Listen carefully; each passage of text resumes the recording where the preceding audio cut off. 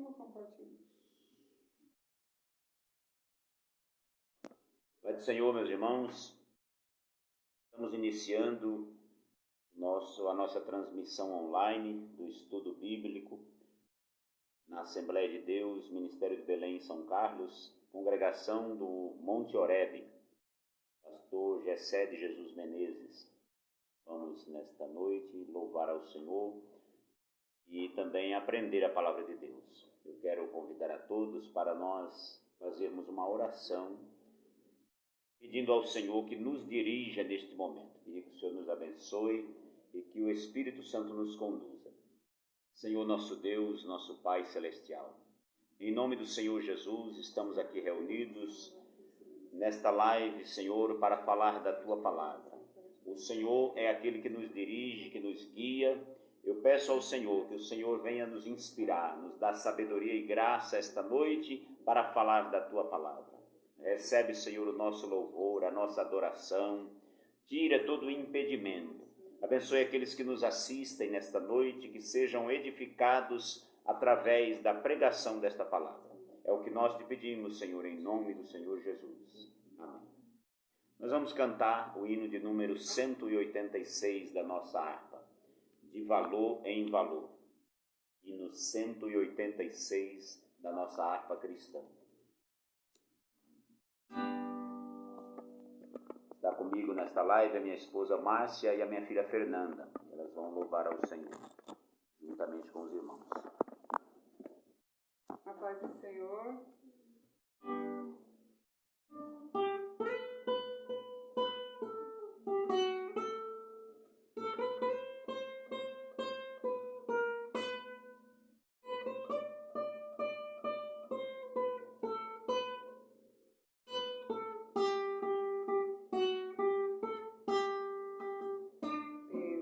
Fé que uma vez me foi dada para seguir o Cordeiro de Deus, pela graça de Deus enviada, andarei com valor para os céus.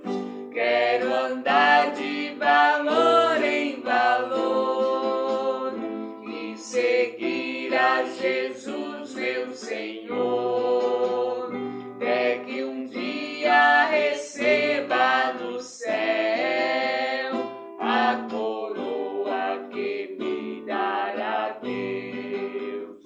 E Deus quero vestir a armadura pra lutar com coragem e valor, pois aqui a peleja é dura contra as hostes do vil tentador. Quero andar de valor em valor e seguir a Jesus, meu Senhor, até que um dia receba no céu a coroa que me dará Deus. Em Jesus eu farei mil proezas no combate da fé e do amor. Nele tenho vigor e destreza pra lutar e pra ser vencedor. Quero andar de valor em valor e seguir a Jesus, meu Senhor, até que um dia receba no céu a coroa que me dará Deus.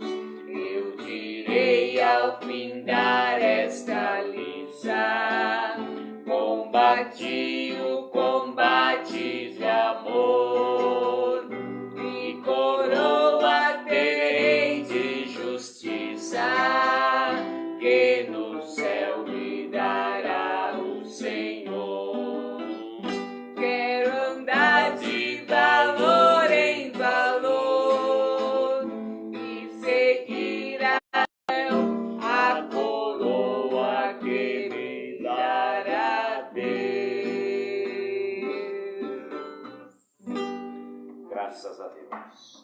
Louvado seja o nome do Senhor.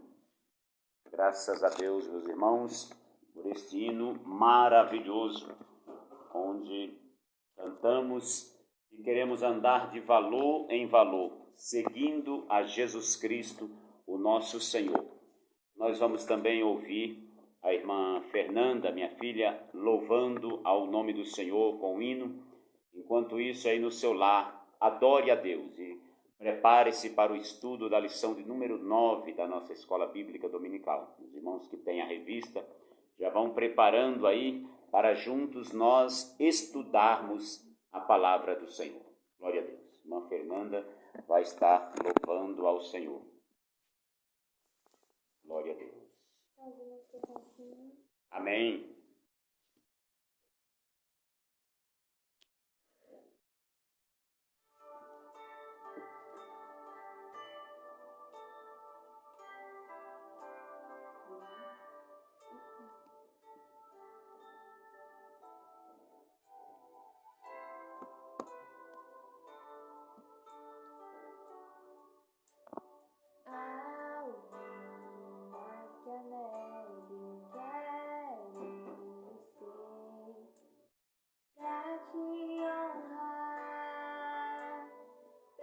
Carne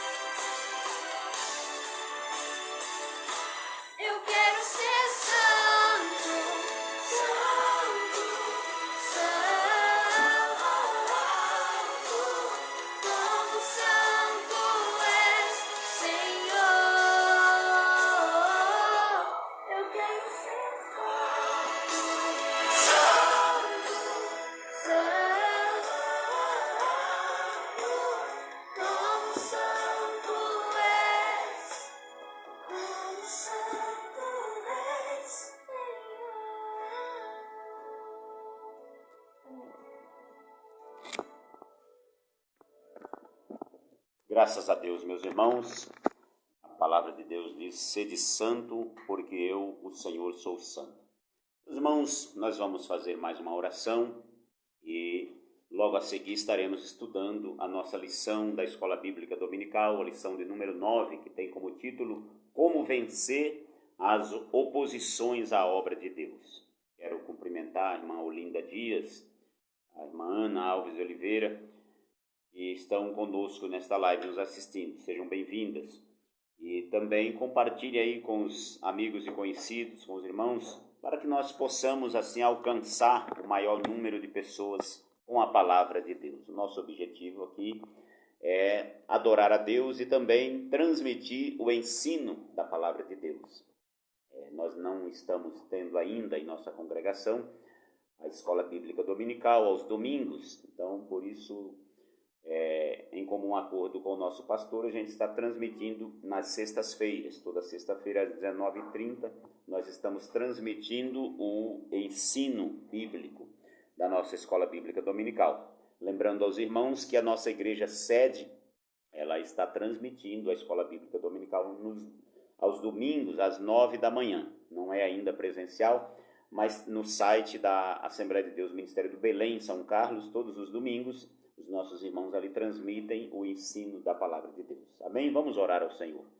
Nosso Deus e nosso Pai, Senhor do céu e da terra, Deus da minha vida, nos reunimos esta noite para louvar ao teu santo nome, para te exaltar, pois só tu és Deus. Cremos que o Senhor é poderoso para operar maravilhas no meio do teu povo. E estamos aqui, Senhor, com o objetivo de estudar a tua palavra. Eu suplico ao Espírito Santo que me inspire esta noite, que fale por mim, que edifique a nossa fé, nos dê graça e sabedoria para edificar a fé dos nossos irmãos que nos assistem neste momento. Tudo isso eu te peço e agradeço em nome de Jesus. Amém.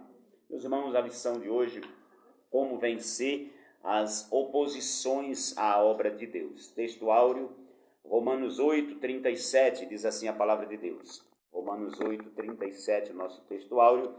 Mas em todas estas coisas somos mais do que vencedores por aquele que nos amou.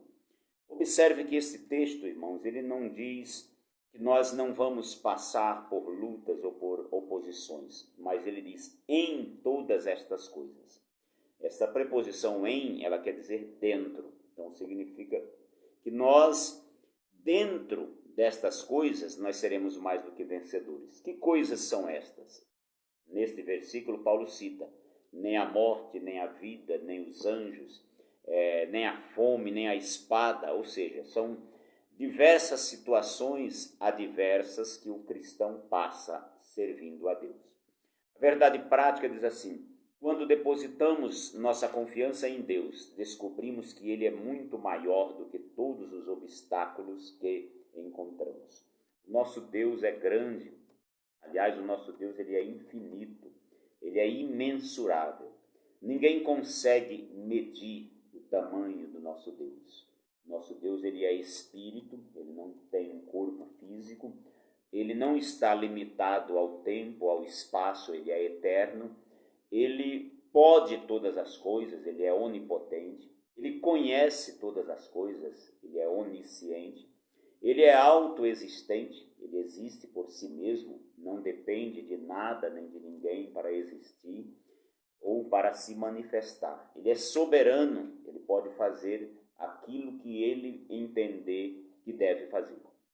A nossa leitura bíblica em classe está no livro de Neemias, capítulo 4, versículos 8 ao 20, e ainda a primeira epístola do apóstolo João, capítulo 4, versículo 4, e também capítulo 5 e versículo 5.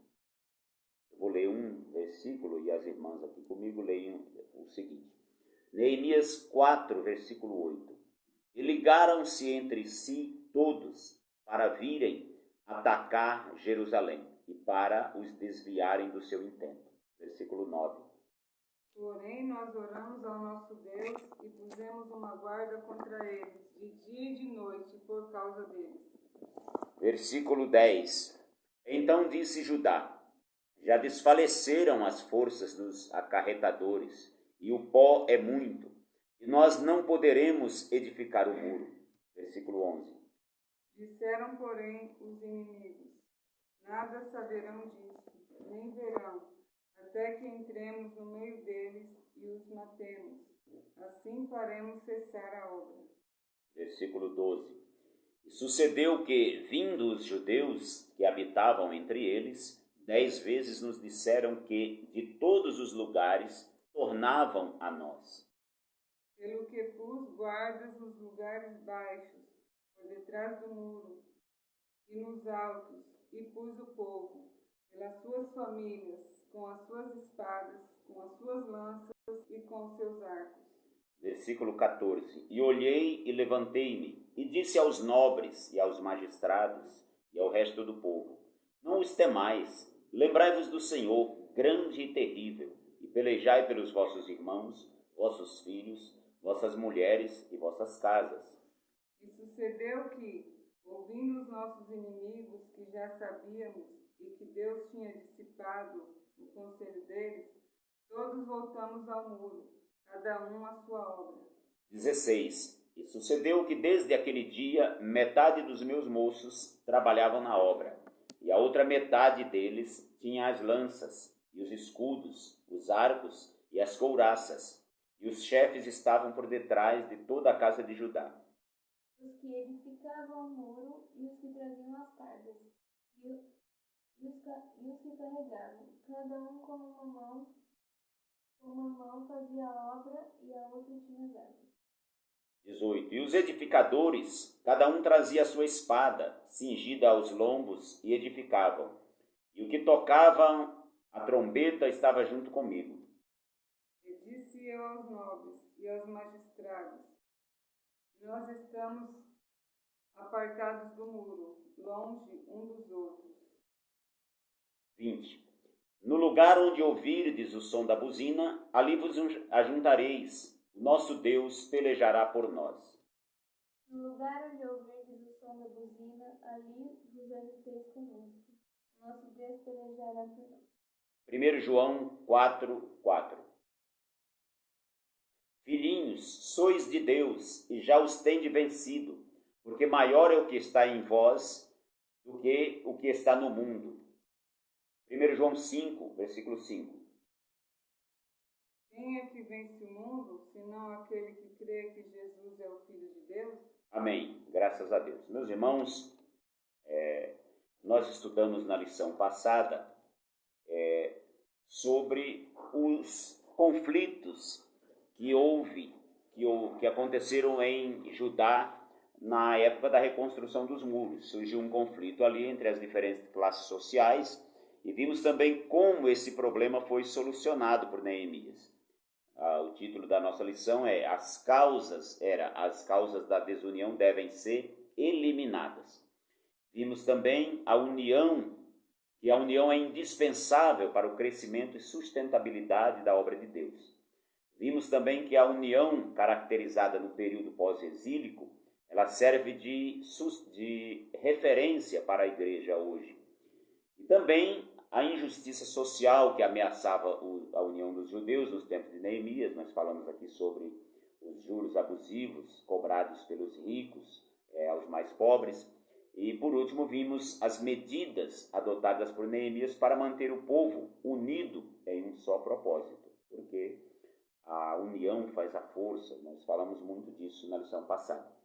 Na lição de hoje, nós vamos, na verdade, dar continuidade à lição 7. Na lição 7, nós estudamos um pouco o fato dos samaritanos tentarem impedir a reconstrução dos muros de Jerusalém. E nesta lição nós vamos ver os detalhes dessa resistência dos samaritanos à reconstrução dos muros. Vamos ver também a natureza dos ataques espirituais à obra de Deus, quem estava por trás daqueles ataques lá nos dias de Neemias, e vamos estudar algumas orientações bíblicas para a batalha espiritual. Algumas orientações da palavra de Deus sobre como atuar na batalha espiritual. Vamos também estudar os meios que o inimigo utiliza para neutralizar a fé do crente. Vamos também estudar um pouco sobre as armas espirituais que Neemias utilizou para vencer as oposições à obra de Deus. O ponto 1 da nossa lição faz uma pergunta: qual a procedência desses ataques? Neemias sofreu muitos ataques de adversários, de Sanbalate, Tobias e Gesem. Mas, na verdade, esses ataques não eram próprios deles. Tinha alguém por trás desses ataques.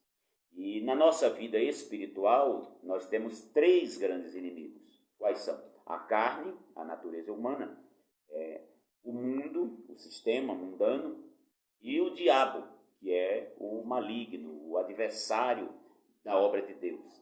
Então, esses 3 grandes inimigos, o crente enfrenta praticamente todos os dias. Mas o mentor de todos os ataques é o diabo. É ele que usa todo tipo de artimanha, todo tipo de astúcia para minar a nossa fé e nos afastar de Deus. A Bíblia revela a verdadeira força por trás desses ataques. Muitas vezes nós somos caluniados, somos afrontados, desprezados, conforme vamos ver na lição mais adiante, mas nós precisamos ter consciência, irmãos, de que os inimigos visíveis, eles na verdade são instrumentos na mão do diabo. A nossa luta, a Bíblia diz em Efésios 6:12, que ela não é contra a carne e o sangue, e sim contra as hostes espirituais da maldade nos lugares celestiais. Ou seja, se alguém está pelejando contra você, alguém está te caluniando, alguém está te ofendendo, te perseguindo, não é contra este alguém que você deve lutar, mas é contra o mentor desses ataques, que é o diabo. Então, nesta peleja, nós temos que pelejar no campo espiritual. A Bíblia traz aí, segundo a lição, algumas orientações para esta luta espiritual com base no texto de Efésios 6:13. O que diz lá Efésios 6:13? Irmãos, vamos ler aí para a gente ter uma ideia do que diz Efésios 6:13. É a epístola de Paulo aos Efésios, capítulo 6, e o versículo 13. Vamos ver o que diz aqui. Portanto, tomai toda a armadura de Deus. Para quê? Para que possais resistir no dia mau e, havendo feito tudo, ficar firmes. Então, o escritor, o saudoso missionário Eurico Bergsten, ele analisa esses 3 pontos desse versículo 13 do capítulo 6 de Efésios. Primeiro, resistir ao diabo. O que significa resistir ao diabo? Resistir é manter-se firmes e não ceder. O inimigo ele nos afronta de várias formas, mas se nós o resistirmos, ele foge. Tiago 4:7, ele diz assim: sujeitai-vos, pois, a Deus, resisti ao diabo, e ele fugirá de vós. O que significa, então, resistir ao diabo? Significa sujeitar-se a Deus e, ao mesmo tempo, recusar os intentos e as ofertas do adversário. Na tentação, irmãos, a estratégia do diabo é fazer o pecado parecer bom, fazer a gente pensar que o pecado não é tão mal assim. Ou seja, o diabo ele chegou para Eva e disse: como foi que Deus falou para vocês que vocês não podem comer dos frutos do jardim? Eva, ao invés de resisti-lo, ela abriu um diálogo com o diabo. E ela disse: não, Deus disse que nós podemos comer dos frutos do jardim, com uma exceção. O fruto da ciência do bem e do mal, que está no centro do jardim. Deus disse que nós não devemos comer dele, porque no dia em que comermos, certamente morreremos. Aí o diabo vem com uma outra estratégia, dizendo o seguinte: não, na verdade, vocês não vão morrer. Ou seja, ele quis acusar Deus de ter escondido as reais intenções de Adão e Eva. Diz: não, Deus está querendo esconder de vocês uma coisa interessante. Ele sabe que se vocês comerem desse fruto, vocês irão ficar como ele, sabendo o bem e o mal. E aí Eva foi tentada a ser igual a Deus. E a ainda hoje as pessoas têm essa intenção de ser igual a Deus, de serem autoexistentes, de serem soberanos, de poderem ir aonde quiser, de fazer o que der na telha. Mas nós somos criaturas de Deus e não criadores. Nós não somos senhores das nossas vidas. Então, resistir ao diabo significa submeter-se à liderança de Deus e recusar a liderança do diabo. Eva deveria ter feito o seguinte: olha, vá embora daqui, eu estou sujeita a Deus e eu não questiono as suas ordens. Quando o diabo bater na sua porta, seja através do que for, porque ele não vem pessoalmente, ele é dissimulado, ele vem com sapatinho de algodão, ele se veste de pele de cordeiro, é um lobo vestido em pele de cordeiro, e traz consigo os enganos. Muitas vezes ele vem em nome de Deus, dizendo que tem uma mensagem de Deus. Somente com discernimento de espírito é que nós podemos identificar as reais intenções de alguém. Então vamos resistir ao diabo. Segundo, tendo feito tudo. Isso significa depois de haver lutado. Significa o seguinte: nós não devemos desistir no meio da luta, nem tampouco morrer no meio da luta. Havendo feito tudo, ou seja, depois de haver lutado. Além de resistir ao diabo, nós temos que concluir a nossa luta. E por último, ficar firmes. Ou seja, não parar no fim da luta. Você venceu uma luta, mas a nossa luta não acaba aqui. Acabou apenas um capítulo. Você venceu uma batalha, mas ainda não terminou a guerra. Enquanto estivermos neste mundo, é luta sobre luta, uma prova atrás da outra. Nós vamos vencendo. A Bíblia diz que a vereda do justo, ela é como a luz da aurora, ou como o amanhecer, que vai clareando, clareando até ser dia perfeito. Então, irmãos, em todos os momentos da nossa vida, nós enfrentamos lutas, dificuldades, perseguições, e vamos de luta em luta. Começamos a luta, enfrentamos o diabo, resistimos, passando a luta, tendo feito tudo, ficar firmes. Nesta parte de ficar firmes, Paulo faz alusão à figura do soldado romano, a partir do versículo 10, do capítulo 6, até o versículo 18. O soldado romano, ele usava um casaco de couro com placas de metal por cima. E também ele usava sandálias com cravas grandes que fincavam seus pés no chão, evitando que ele escorregasse. Os soldados romanos, eles lutavam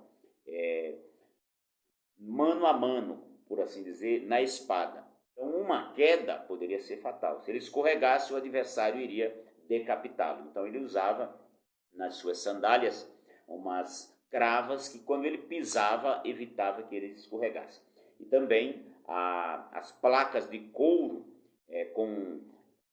o casaco de couro com placas de metal também deixavam ele mais firme. Então, onde é que o crente se firma hoje em dia? O que traz firmeza ao crente? É a palavra de Deus. Paulo diz que o crente ele não deve ser levado por vento de doutrina. Como é que eu sei que uma doutrina é falsa? Como é que eu sei que o ensinamento é pernicioso ou que não tem base? Se eu conhecer a verdade de Deus. Eu sempre uso o exemplo, irmãos, de um caixa de banco.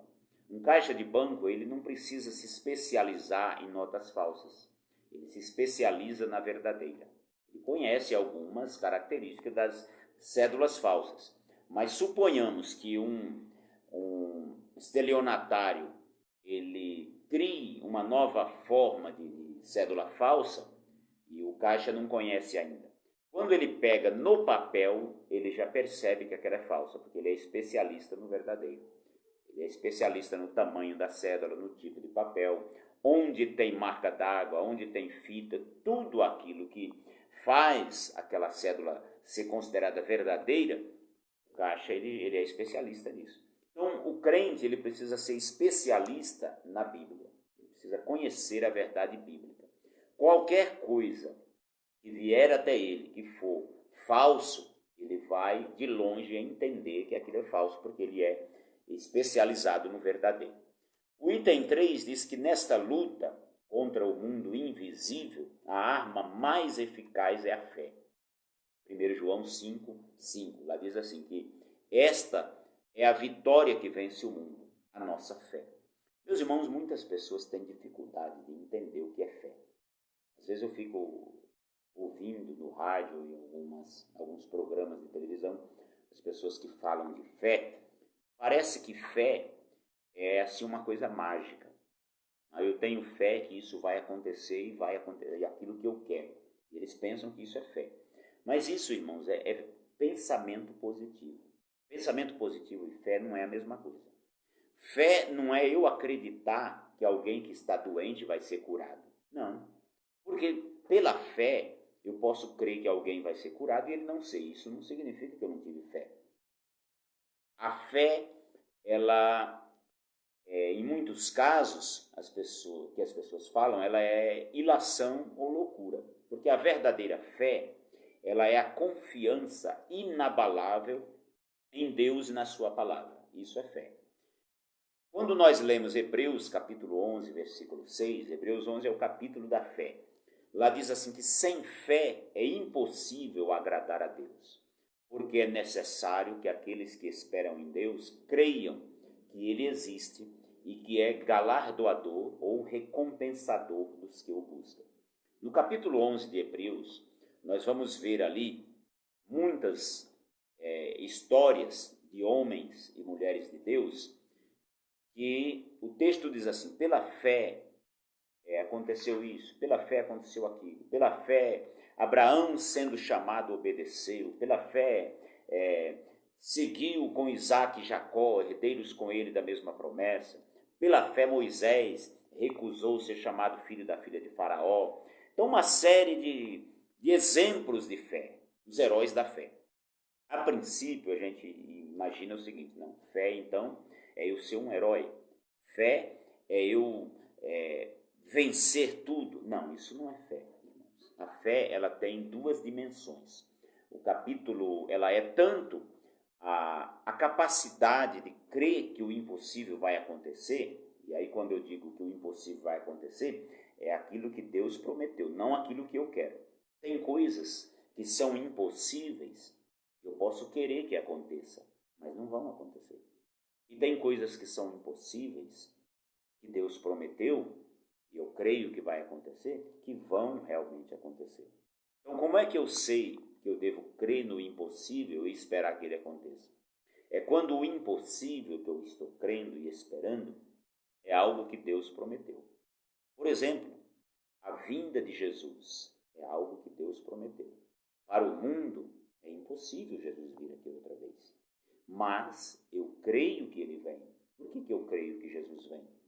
Porque ele prometeu que vem, os seus apóstolos prometeram que ele vem, os anjos prometeram que ele vem, a Bíblia inteira está cheia de exemplos de profecias sobre a vinda de Jesus. Então, aquilo que Jesus prometeu, eu creio e devo esperar. Isso é fé. Fé, intensidade de crer que algo impossível vai acontecer. Aquilo que a Bíblia diz, mesmo que os ateus, os cientistas neguem, eu creio.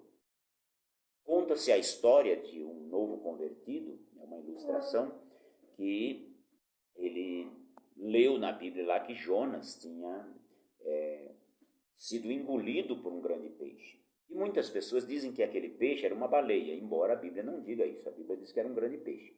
E os estudiosos dizem que o esôfago da baleia, apesar de ele ser um peixe grande, o seu esôfago é pequeno, então não cabe uma pessoa. E alguém foi tentar zombar da fé daquele novo convertido, dizendo o seguinte, olha, como é que pode uma baleia engolir um homem? Seu esôfago não cabe. E o novo convertido pensou assim, disse, olha, se a Bíblia dissesse que Jonas é quem engoliu a baleia, ainda assim eu creria. Porque eu creio que a Bíblia é a palavra de Deus. Então, o Deus que criou tudo do nada, ele é poderoso para fazer muito além daquilo que nós pedimos ou pensamos. Mas a fé também, segundo o capítulo 11 de Hebreus, ela nos mostra o outro lado, que é a capacidade de resistir até a morte por amor a Deus. Está lá em Hebreus 11, 33 a 40. Lá começa dizendo, pela fé, mulheres receberam seus mortos na ressurreição. Pela fé, os homens de Deus apagaram a força do fogo. Uma série de vitórias. Puseram em retirada exércitos dos inimigos. Maravilha. Só que, continua o texto, pela fé, alguns foram mortos. Outros andaram errantes pelo deserto. Uns foram cerrados ao meio. Foi o caso de Isaías. Jeremias, por exemplo, pela fé, ele foi lançado no calabouço, na prisão. Então a fé, ela tanto é a capacidade de crer e esperar no impossível, como é a resistência à perseguição. É pela fé. Pela fé muitos foram mortos. O item 4, irmãos, diz que as nossas armas nesta luta, elas devem ser espirituais, segundo aos Coríntios 10, 4. As armas do crente, elas não são carnais, também não são contra pessoas e instituições. Nós não lutamos, irmãos, contra o ser humano. Não devemos lutar contra as pessoas que nos perseguem, mas nós devemos lutar contra as potestades e principados, como eu já falei, nos lugares celestiais e com as armas, com a armadura de Deus. Que armadura é essa? A armadura de Deus é que está em Efésios capítulo 6, versículos 10 ao 18. Lá Paulo fala do capacete da salvação, do escudo da fé, da espada do Espírito, que é a palavra de Deus. Lá Paulo fala, por exemplo, de calçar os pés na preparação do Evangelho. Então ali nós temos toda a armadura de Deus. Portanto, nós não devemos lutar, irmãos, usando armas como alianças políticas. Tem gente querendo que a igreja lute através da política. A igreja precisa apoiar candidato A ou B, porque senão a igreja será perseguida e fechada. Irmãos, embora seja importante nós, como cidadãos, votarmos, participar da vida política como cidadão, a Igreja de Cristo, como organismo vivo, como corpo de Cristo, ela não precisa de política. Nós não precisamos nos associar a políticos para que eles nos defendam. Não, irmãos, a Igreja de Cristo vence pela oração. A Igreja de Cristo vence pela palavra, que é a espada do Espírito. É por ela que nós vencemos. Este é um ano de eleição, irmãos. E aqui fica já a minha mensagem aos candidatos. Se você é um candidato a prefeito, a vereador, não me procure na igreja. Na igreja eu estou lá para orar, para pregar a palavra do Senhor, para servir ao meu Deus. Eu não vou ao templo falar de política. Eu não estou lá como eleitor. Eu não estou lá para manipular a opinião política de ninguém. Quem me conhece sabe que eu jamais falei em política na igreja. Jamais falarei. Eu não sou candidato a nada, não pretendo. Na igreja eu não tenho candidatos. Se você pretende alcançar o meu voto, me procure à parte como cidadão, não como membro, como líder da igreja de alguma forma. Não, eu não estou ali para negociar votos com ninguém. O meu voto, eu só tenho um único voto, que é o meu. Nem o voto da minha esposa não me pertence. Ela é livre para votar em quem quiser. Então a igreja do Senhor não necessita de conluio político. A igreja do Senhor não pode e não deve vender apoio a ninguém. Além de ser pecado, é crime eleitoral. Então, pastores, atenção, não usem os templos para fazer campanha política, porque isso, além de ser escandaloso, isso é crime eleitoral. Fica dado o meu recado aqui. A igreja, irmãos, também, ela não deve lutar com a arma do dinheiro. Não é através do dinheiro que nós vamos vencer. Não devemos usar a arma da influência. Não devemos usar a arma da força física, artes marciais, armamento bélico. Não, a igreja não precisa desse tipo de defesa. Quem nos defende é Cristo. Ele é o nosso general.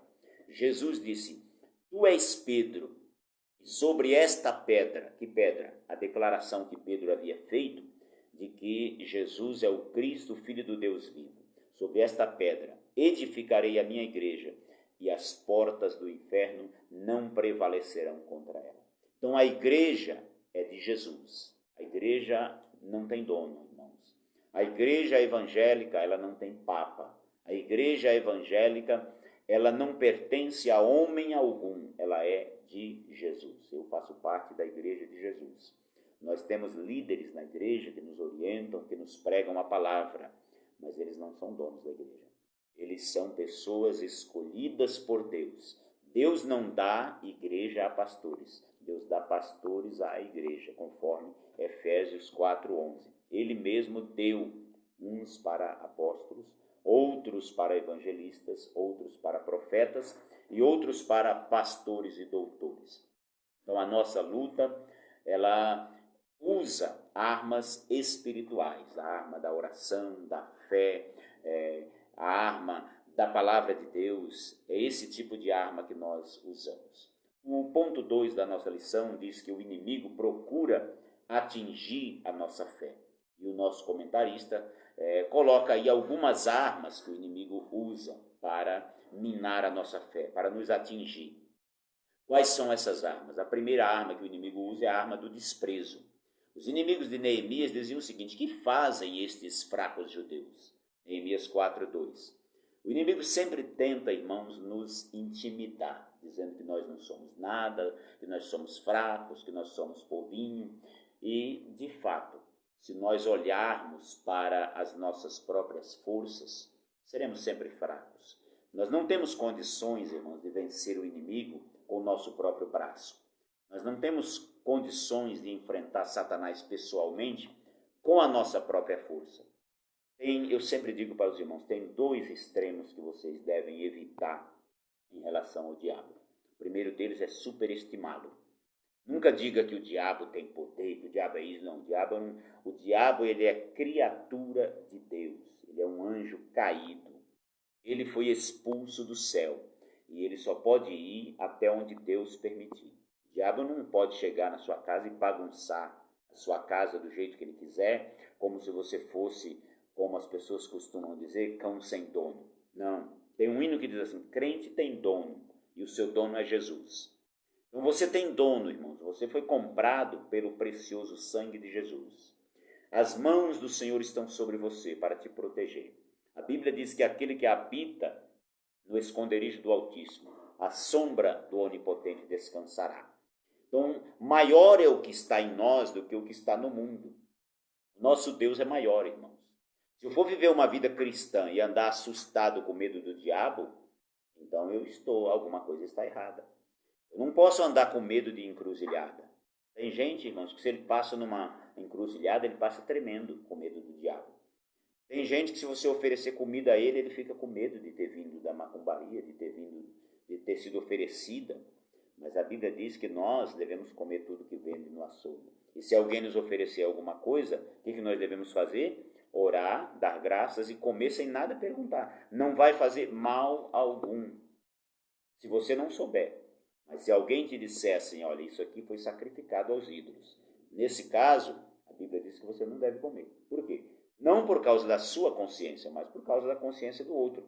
O outro falou para você não comer, você não deve comer.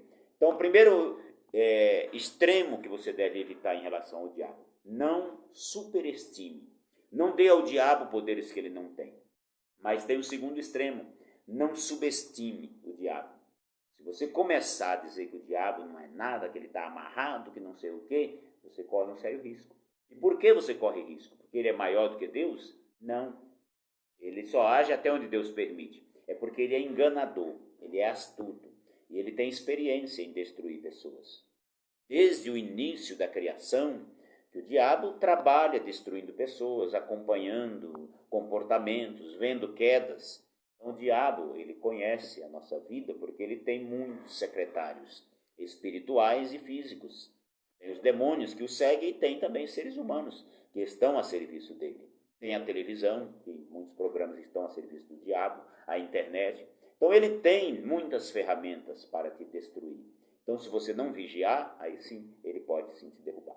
Então, a primeira arma dele é o desprezo. Ele começa a dizer que você não é nada, que você é fraco. Mas nós precisamos ter em mente que o nosso general é Jesus Cristo e ele é invencível. Maior é o que está em nós. Segunda arma que o inimigo usa para nos atacar é a arma do escárnio. Lá nos dias de Neemias, os inimigos, eles usaram essa arma dizendo o seguinte: ainda que eles construam esse muro, uma raposa o derrubará. Veja que afronta, irmão, zombando. Os judeus trabalhando para construir o muro sob a liderança de Neemias, e aí vem lá os inimigos, os samaritanos, e dizem: esse muro aí, ainda que vocês consigam construir, até uma raposa vai derrubá-lo. Então, uma zombaria. Durante muito tempo, irmãos, tanto Israel como a igreja de Deus, eles sofreram escárnios e deboches. Nem Jesus escapou. Jesus foi zombado, foi escarnecido, foi humilhado, foi cuspido. E até hoje, muitas igrejas sofrem escárnios e zombarias por parte dos ímpios, principalmente aquelas igrejas que são fiéis. Uma igreja, quando ela é mundana, quando ela não tem compromisso nenhum com a verdade, essas não sofrem tanto escárnio. Essa igreja que pode tudo, que vem como estás e continua como quiseres, essas aí não são zombadas. O inimigo não se preocupa em zombar de igreja que não tem compromisso com a verdade. Ao contrário, ele até usa alguns tipos de igreja para fazer parecer que todas as igrejas são iguais, ou para fazer as pessoas pensarem que não é necessário eles abandonarem o pecado. Mas, irmãos, a igreja que vai morar no céu, ela é santa, irrepreensível. Ela tem que guardar a palavra de Deus. O apóstolo Paulo diz que a igreja é a coluna e firmeza da verdade. Então, o inimigo, ele escarnece, ele zomba. Não se preocupe com isso. Eu sou de uma época, irmãos, que ser crente era motivo de chacota, de zombaria. Hoje é chique ser crente.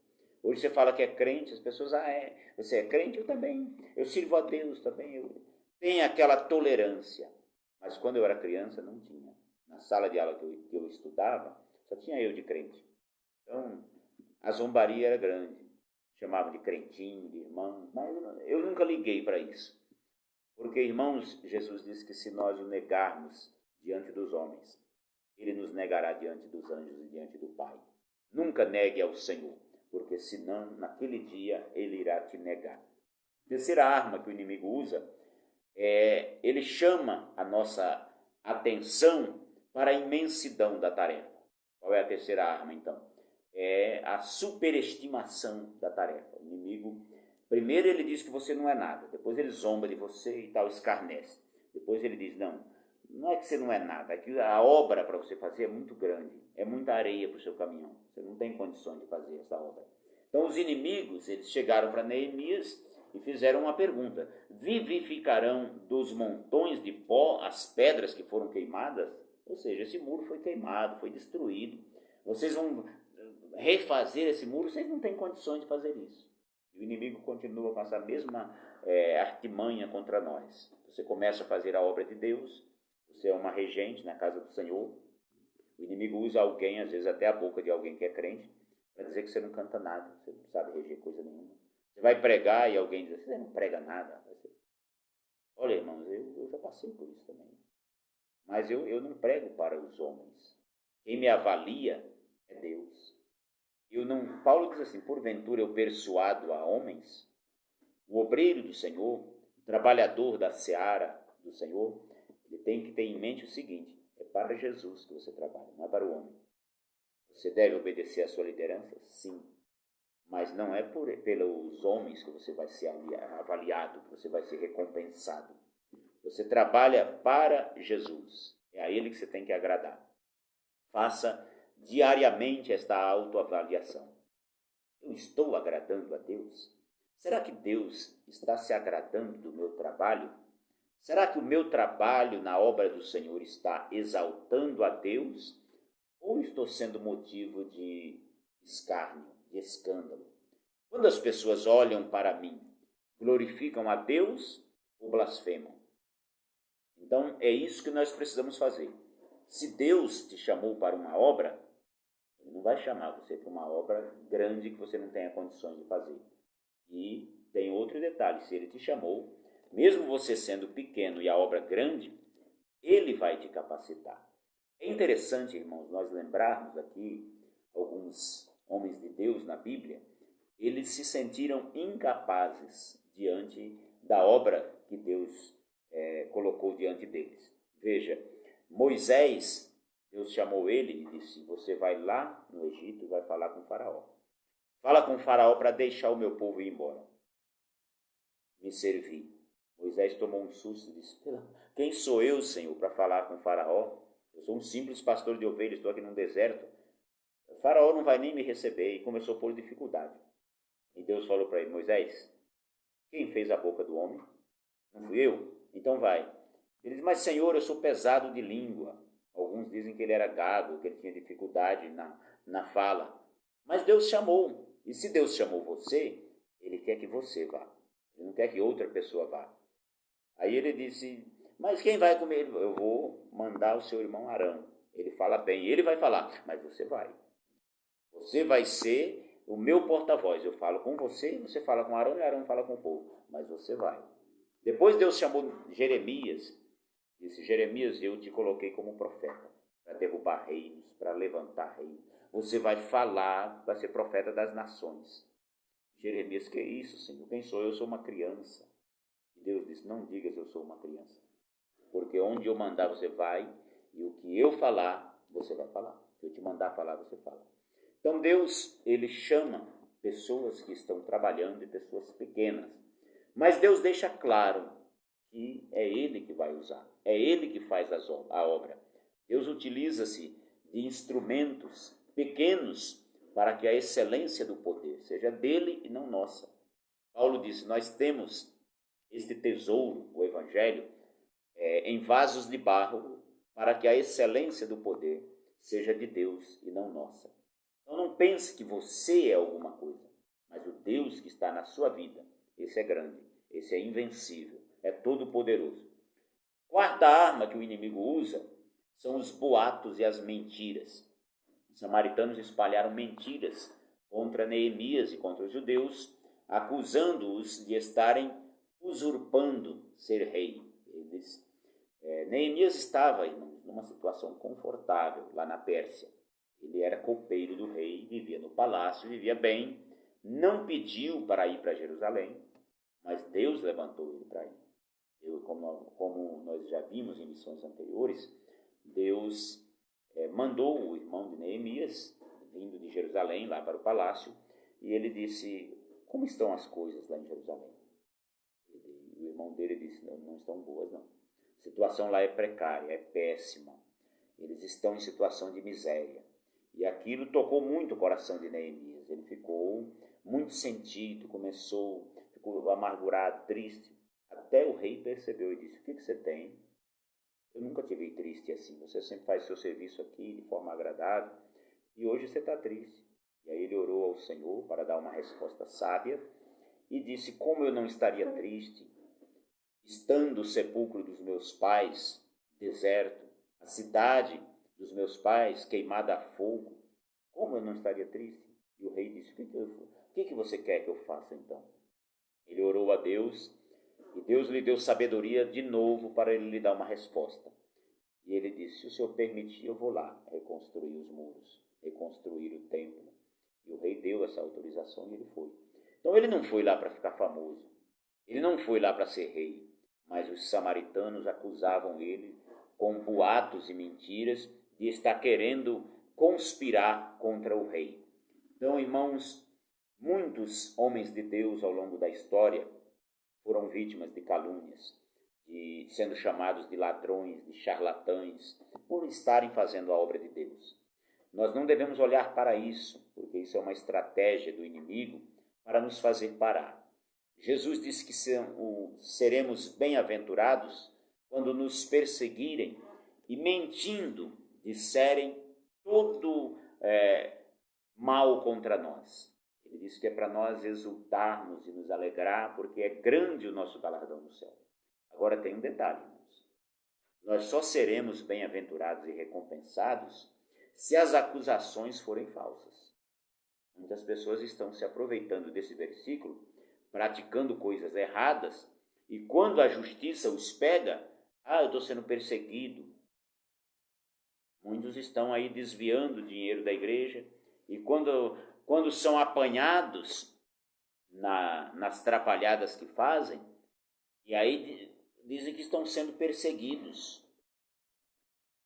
Tem gente aí sendo acusada de ser a mandante do assassinato do marido e está convocando o povo para orar por ela, que tal, que está sendo perseguida, que é tudo mentira.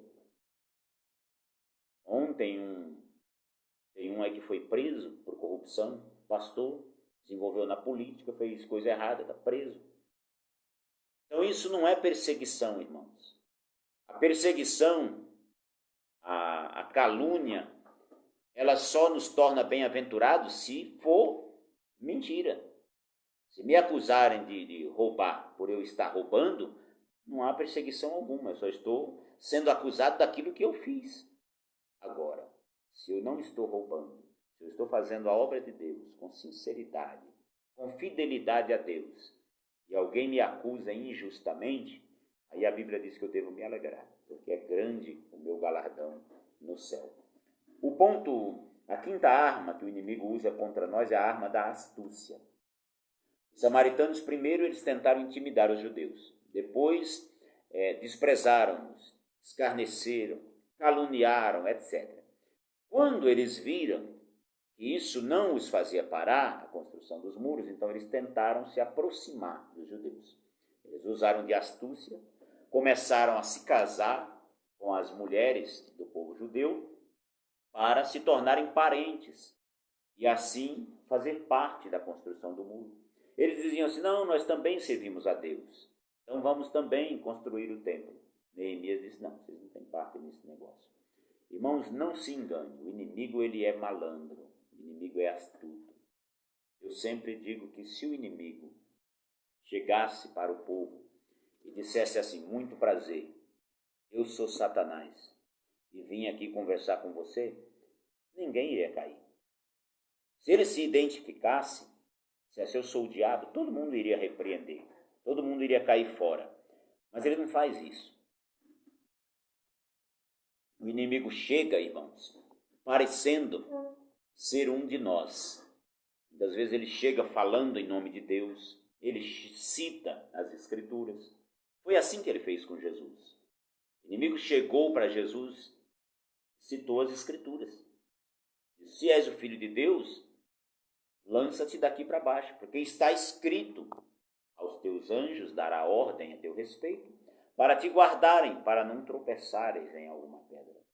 3 vezes ele citou a Bíblia, mas Jesus venceu com as Escrituras.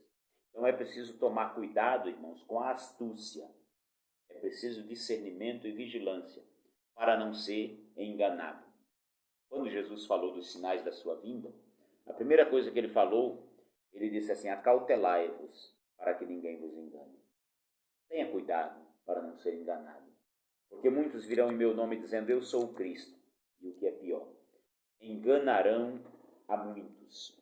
Muitas pessoas têm sido enganadas. Então tome cuidado para não ser enganado. Sexta arma usada pelo inimigo é a ameaça. Os samaritanos ameaçaram guerrear contra os judeus. Mas Neemias não se intimidou diante das ameaças e continuou a obra. Entretanto, ele redobrou a atenção e a vigilância. Neemias colocou algumas pessoas, como nós vimos no texto bíblico, para trabalhar na construção e outras para cuidarem da segurança na retaguarda. E mesmo os que estavam trabalhando na obra, uma mão fazendo a construção e a outra mão com a arma. Uma espada numa mão e uma colher de pedreiro na outra. Irmãos, muitas vezes em muitas igrejas, no início principalmente, o diabo tentou intimidar. Muitos pastores, ao começar a obra, foram ameaçados. Muitas igrejas, quando começaram no Brasil, eram apedrejadas. Em algumas cidades, o pastor chegava para iniciar um trabalho, para iniciar uma congregação, e os padres davam ordem para ninguém alugar casa para eles, para não vender nada para eles, porque eles eram uns excomungados. Então essa perseguição era uma forma de ameaça para que a igreja não continuasse. Mas ela continuou. Nós estamos aqui como fruto do trabalho missionário. Então não se deixe intimidar, irmãos. O inimigo ameaça, mas Deus é maior do que ele. E Deus vai nos fazer vencer a esta luta. O ponto 3 da nossa lição faz de novo uma pergunta. Qual é o segredo da vitória de Neemias e dos judeus? Por que Neemias e os judeus venceram esta batalha? Primeiro, eles venceram porque tinham certeza de que eles estavam na vontade de Deus. Veja o que Neemias disse aos seus inimigos. O Deus dos céus é que nos fará prosperar. Neemias capítulo 2, versículo 20. Neemias não estava ali por sua própria conta ou por sua própria vontade. Ele tinha certeza de que o Deus do céu o comissionara para esta grande obra. E quem não tem chamada de Deus, irmãos, para fazer a sua obra, não vai muito longe e se deixa abater por qualquer coisa. Na primeira luta, ele abandona a obra. Se você não foi chamado por Deus, para pastorear uma igreja, não se atreva, você não vai aguentar. A luta é muito grande. Se você não tem uma chamada de Deus para fazer missões, para fazer um trabalho missionário fora do país, não queira ir, irmãos, por vontade própria, por emoção, porque se você for, você vai abandonar a obra no meio do caminho, vai escandalizar o nome do Senhor, vai dar trabalho para a agência missionária, para a igreja. Ou não está preparado? Não vá. Não foi chamado? Não faça.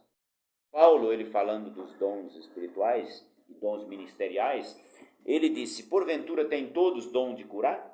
São todos apóstolos? São todos profetas?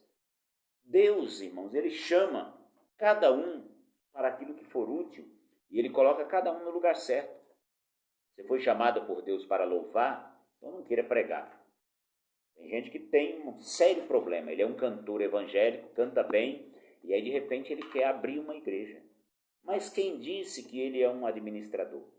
Quem disse que ele foi chamado para apacentar uma igreja? Cada um tem uma chamada específica. Neemias tinha certeza da sua chamada. E ele disse, o Deus do céu que nos vai fazer prosperar. Tem gente que ele foi chamado por Deus para iniciar uma obra, para chegar num lugar onde não tem igreja nenhuma e começar um trabalho do nada, porque ele é um evangelista. Ele foi chamado por Deus para plantar igrejas. E aí ele chega num lugar, planta uma igreja, inicia, aquele trabalho está bem, mas se não tirar ele dali, ele acaba.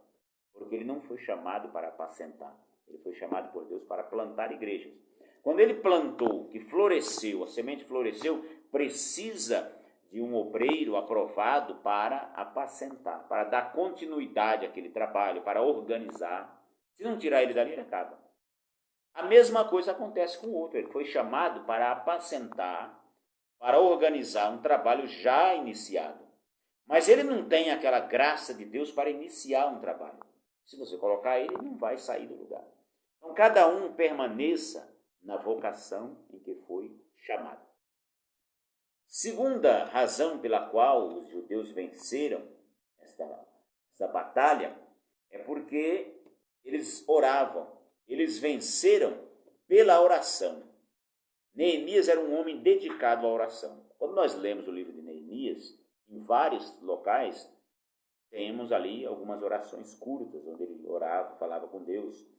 E em toda e qualquer situação que ele passava, ele falava com Deus. Ele dizia, olha Deus, contempla isso, o Senhor tome conta disso. Ele tinha um contato ininterrupto com Deus. E não é possível, irmãos, você vencer perseguições e oposições à obra de Deus se você não tiver uma vida de oração. A Bíblia diz para nós orarmos sem cessar. E a Bíblia diz assim, se tudo, a Bíblia nos mostra em vários textos, que se tudo está difícil, o segredo é orar. Tem um hino que diz assim, o segredo é cantar em meio à luta, mas o segredo também é orar. Recentemente uma pessoa crente colocou assim, olha, está difícil contar os nossos problemas para alguém, as pessoas não entendem a nossa luta. E eu respondi assim, conte para Jesus os seus problemas. Existem problemas nas nossas vidas, irmãos, que nós não devemos contá-los para ninguém. Ninguém, sem exceção, a não ser para Deus. Tem coisas que ninguém vai poder te ajudar. E contar pode agravar. Você conta um problema para alguém, esse alguém, além de não entender, ainda sai contando por aí as suas dificuldades, as suas falhas. Então, na dúvida, não conte. Você não confia? Não conte. A pessoa não vai ajudar? Então não conte.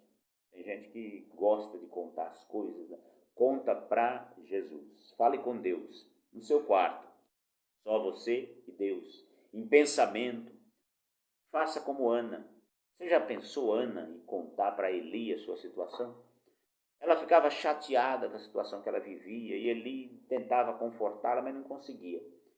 Ela entendeu a situação, entrou no templo. Começou no templo, no tabernáculo na época ainda. Começou a orar. Tinha lá um santuário lá em Siló. E ela começou a orar, falar com Deus, mas ninguém nem ouvia o que ela estava falando. Chegou o sacerdote e pensou que ela estava embriagada. O sacerdote Eli. E ela perguntou assim: Senhor, não tem a tua filha, filha de Belial? Tua serva não está embriagada a esta hora da manhã. Mas eu sou uma mulher amargurada de espírito, estou falando com Deus, contando aqui uma situação que eu estou passando. E aí Eli se desculpou e disse: vai, o Senhor conceda aquilo que você está pedindo. Então tem situações, irmãos, que o negócio é falar com Deus. Se você orar, tem um hino assim que diz assim: se eu orar, o céu vai mover. Então faça como Daniel, ore, vença pela oração. Orando, nós teremos vitória. E nós também, o escritor diz que nós também devemos orar. Primeiro aos Tessalonicenses 5,17, Paulo disse que os irmãos devem orar sem cessar. Ainda em Efésios 6,18, Paulo exortou os efésios a perseverarem em oração e súplica no Espírito. Também, ainda escrevendo aos Colossenses, capítulo 4, versículo 2, ele diz: perseverai em oração. O que significa perseverar em oração? O nosso comentarista coloca aí alguns aspectos da perseverança na oração, para entendermos o que significa perseverança em oração. Primeiro, é impedir que alguma coisa atrapalhe o nosso momento de oração. Não tem como, irmão, você orar e conversar com alguém ao mesmo tempo. Não dá para você orar e o WhatsApp ligado ao mesmo tempo. E aí você interrompe a oração para ver a mensagem que é. Já pensou você orar e de vez em quando abre o olho para dar uma olhada no Facebook para ver o que está acontecendo? Orar e de repente abre o olho para ver se está chovendo ou se está sol. Orar e não, peraí, deixa eu interromper um pouco a oração, vou ali na cozinha tomar um suco. Você precisa de um momento com Deus, a sós, momento de oração. Tem orações que nós fazemos orações coletivas. Reunimos toda a igreja em oração e oramos. É uma súplica coletiva. Tem oração que é específica sobre uma causa. Você ora a Deus por aquela causa. Mas tem oração, irmãos, que você não pode fazer oração publicamente. Tem oração que é sua, particular. Eu já vi gente fazer isso, irmão. Ele está no culto, está do meu lado, eu nem quero ouvir a oração dele, mas está orando alto, orando por problemas vergonhosos, que ele não deveria fazer aquilo. Tem situações na sua vida, problema seu com a sua esposa, que é particular. Você quer orar por aquele problema a Deus? Maravilha, ore. Mas eu não preciso ficar sabendo o que está acontecendo na sua casa. Já pensou? Você briga com a sua esposa lá e fica lá: Jesus, dá sabedoria à minha esposa para ela não brigar comigo. No culto, aí todo mundo vê e ele briga com a esposa. Ou os filhos. Ou o trabalho. De repente, você mentiu, fez alguma coisa que não devia lá, e você orando, vai lá e diz: ah, Senhor, eu peço perdão porque eu fiz isso, porque eu fiz aquilo. Todo mundo vendo? Eu estou nessa live aqui, de repente, tem gente de vários lugares me assistindo, e de repente eu começo a falar dos meus problemas pessoais aqui. Então, oração, irmãos, muitas vezes, ela é pessoal. Não deixe que nada atrapalhe esta oração, esse momento de oração com Deus. Uma vez um irmão falou para mim sobre o saudoso pastor lá de Pernambuco, pastor José Amaro da Silva, não de Osasco, que ele era um homem de oração. E quando ele entrava no templo para orar, ele avisava a esposa dele: eu não estou para ninguém. Eu estou num período de oração para falar com Deus. Qualquer pessoa que chegar aí, diga que eu estou em oração. E uma vez, entrou uma autoridade grande para falar com ele, e chegou lá, quando ele chamou, a esposa foi atender e disse, olha, meu esposo está em oração, eu tenho ordens para não interromper a oração dele. Mas Deus revelou para ele que tinha uma pessoa que queria falar com ele e era para ele ir lá. E aí ele levantou da oração e foi lá e falou para a esposa assim, pode deixar ele entrar, Deus já me falou quem é. Isso aconteceu também com o profeta nos dias de Salomão. O profeta já estava velho, se não me engano o profeta Aías, eu não me lembro o nome agora, e Jeroboão mandou a esposa dele falar com esse profeta. Esse profeta foi o profeta que profetizou que Jeroboão seria rei. E aí o filho de Jeroboão adoeceu por causa do pecado, e a mulher de Jeroboão foi lá, então disfarçou-se toda e foi lá falar com o profeta. E quando ela estava vindo, o profeta já estava velho, não enxergava mais, Deus disse para ele, a mulher de Jeroboão está vindo aí falar com você, vai levantar da oração, falar isso, isso, aquilo para ela. Quando ela chegou na porta, entrou toda disfarçada para ir falar com o profeta gritou lá de dentro, entra, mulher de Jeroboão, por que se disfarças desse jeito? Então, irmãos, Deus é tremendo, mas é preciso o homem de Deus ter um momento de oração e não deixar que nada impeça, que nada atrapalhe esta oração. Segundo aspecto da perseverança, persistir em orar mesmo que o diabo procure tornar pesada e difícil a oração. Tem gente que diz, eu gosto de orar, eu tenho prazer em orar. Irmãos, mas não é todo momento que a gente está assim. Tem momento que você vai orar e está pesada a coisa. Você está cansado.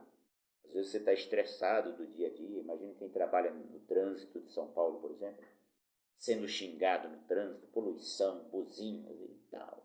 1 hora para sair de uma avenida. E aí você chega e diz, eu vou orar agora com muito prazer. Você sabe que não é assim. Tem momento que você vai lá e você quer mais dormir. Mas o escritor diz aqui para a gente insistir. Mesmo que o diabo procure tornar pesada a oração. Você começa a orar, está pesada. Aí você começa a falar com Deus, o Espírito Santo vai te alegrando. Aí sim, vai ficando leve a oração. Terceiro, orar até que venha a resposta. Existe hoje um ensino falacioso de que o crente não deve orar por alguma coisa mais do que uma vez, porque isso seria falta de fé. Mas, irmãos, Moisés orou 3 vezes pela mesma coisa. E orou pedindo a Deus que queria entrar na terra de Canaã. Aí veio a resposta de Deus, disse, não me fale mais nesse assunto. Você não vai entrar lá e acabou. Aí a partir dali não orou mais. Paulo também, ele tinha um espinho na carne, que nós não sabemos o que é. Podia ser uma perseguição, podia ser uma enfermidade, eu não sei. Mas ele disse que era um mensageiro de Satanás para o esbofetear. Ele diz, acerca do qual 3 vezes eu orei ao Senhor, para que se desviasse de mim. Mas aí o Senhor me respondeu e disse, a minha graça te basta, porque o meu poder se aperfeiçoa na fraqueza. Então, Paulo orou até a resposta vir. Daniel, ele orou a Deus por uma resposta durante 21 dias. E o inimigo lutando nas regiões celestiais para o anjo não lhe trazer a resposta. Mas ele persistiu na oração, continuou orando até a resposta vir. Então temos aí 2 textos, Isaías 62:8, Lucas 24:49, que falam de persistências na oração, mesmo até chegar a resposta. Quarto e último, perseverar na oração é uma prova de que o espírito de oração opera em nós. Zacarias 12:10, Romanos 8:26, Efésios 6:18, Judas 20.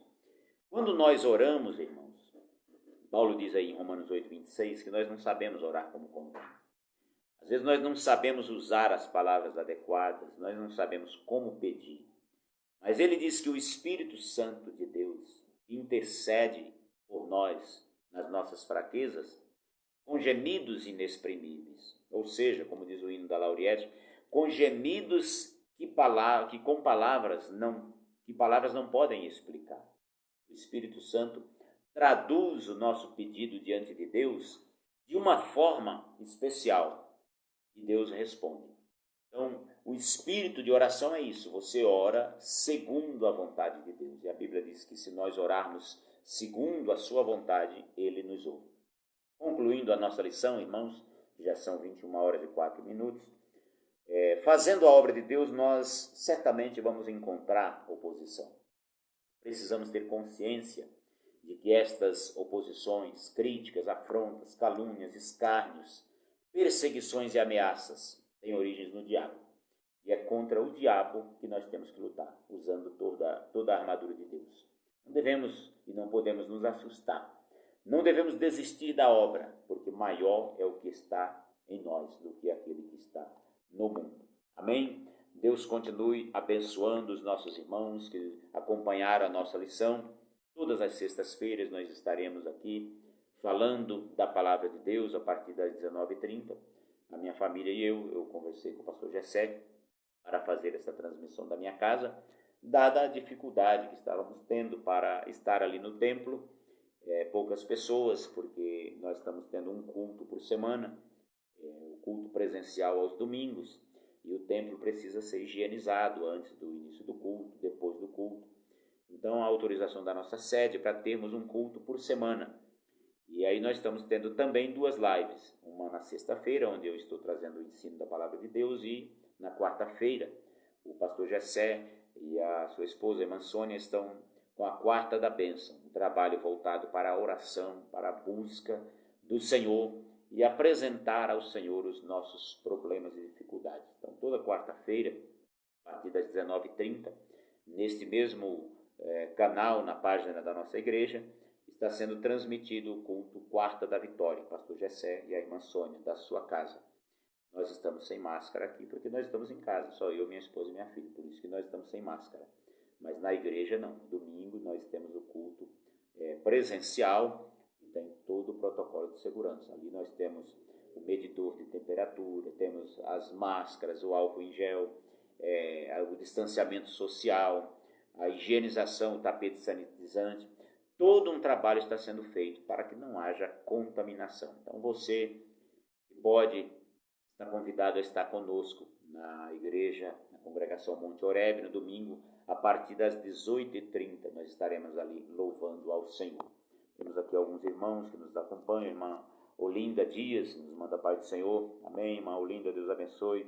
Irmã Ana Alves de Oliveira, de Osasco, nossa amiga, pai do Senhor. Também o meu irmão Francisco Urbano, lá em Pernambuco, em Parnamirim. Pai do Senhor, meu irmão, Deus abençoe. É meu irmão 2 vezes, meu irmão primogênito e também meu irmão na fé. A irmã Cleoneide Silva, glória a Deus. Irmã Ana Paula Santiago da Silva. E o irmão Luciano Almeida, graças a Deus. Deus abençoe os nossos irmãos que estiveram conosco. Nós vamos estar orando mais uma vez e assim encerrando este trabalho. Você que precisa de oração, ore juntamente conosco. Deus atende você aí no seu lar. E não se desespere. Maior é o que está em nós do que o que está no mundo. Se você está sendo perseguido, caluniado, escarnecido, zombado, ameaçado, não temas, não vá abandonar a obra por causa disso. Muito mais sofreu Jesus por nós. Amém? Vamos orar ao Senhor. Nosso Deus, nosso Pai, em nome de Jesus, nós agradecemos ao Senhor por esse trabalho, por esse momento em que aqui estivemos, Senhor, fazendo a Tua obra, falando da Tua palavra. O Senhor sabe, muitas vezes nós enfrentamos lutas, oposições por causa da Tua obra. Somos muitas vezes perseguidos, Senhor, por amor de Cristo. Ó Deus, nos dê graça, abençoe os irmãos que estão sendo perseguidos por causa da justiça. Ajude os Teus servos a perseverarem, a vencer. Abençoe a liderança da igreja, nosso pastor presidente, Eli Martins de Souza, a sua família, o seu filho Tiago, Senhor. Dê saúde, cure esta enfermidade. Abençoe toda a igreja aqui em São Carlos. Abençoe o pastor Gessé, a irmã Sônia, a sua família. Abençoe o meu lar, meu Deus, a irmã Márcia, minha esposa, minha filha, ó Deus. Que toda a minha família seja abençoada por Deus. Abençoe os nossos vizinhos, que eles igualmente tenham paz. Nos dê uma noite abençoada, um fim de semana em Tua presença. Nós Te agradecemos em nome do Senhor Jesus. Amém. Estenda a sua mão para o céu. O grande amor de Deus, o nosso Pai, a graça do nosso Senhor e Salvador Jesus Cristo, a comunhão e as consolações do Espírito Santo, seja com todos vós. Todos digam amém. Deus abençoe, um forte abraço. Fiquem com Deus.